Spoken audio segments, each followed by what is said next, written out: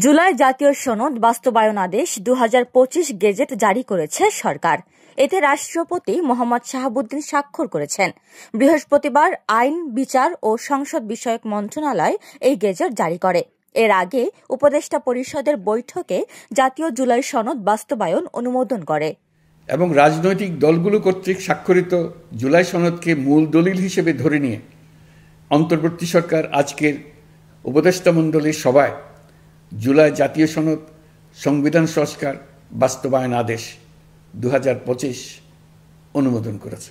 জাতির উদ্দেশ্যে দেওয়া ভাষণে এ তথ্য জানান প্রধান উপদেষ্টা অধ্যাপক ডক্টর মোহাম্মদ ইউনূস। ইতিমধ্যে গেজেট নোটিফিকেশন প্রধান উপদেষ্টার বক্তব্যের পর প্রতিক্রিয়া জানিয়েছে বিএনপি ও জামায়াত।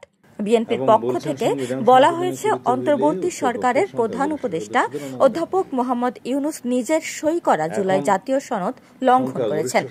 আর আমাদেরকে মনে রাখতে হবে, জুলাই জাতীয় সনদ যেভাবে গৃহীত হয়েছে, প্রণীত হয়েছে, রচিত হয়েছে, স্বাক্ষরিত হয়েছে, সেইভাবেই বাস্তবায়নের জন্য আমরা অঙ্গীকারাবদ্ধ হয়েছি, আমরা স্বাক্ষর করেছি। এখান থেকে বিচ্যুত হওয়া মানে হচ্ছে এই জুলাই জাতীয় সনদের লঙ্ঘন করা, এবং লঙ্ঘন কে করছেন? যিনি মাননীয় প্রধান উপদেষ্টা নিজে স্বাক্ষর করেছেন তিনি। আর জামায়াত বলছে, প্রধান উপদেষ্টার ভাষণে গণভোটের বিষয়ে যে বক্তব্য দিয়েছেন তাতে জাতির আকাঙ্ক্ষা পূরণ হয়নি।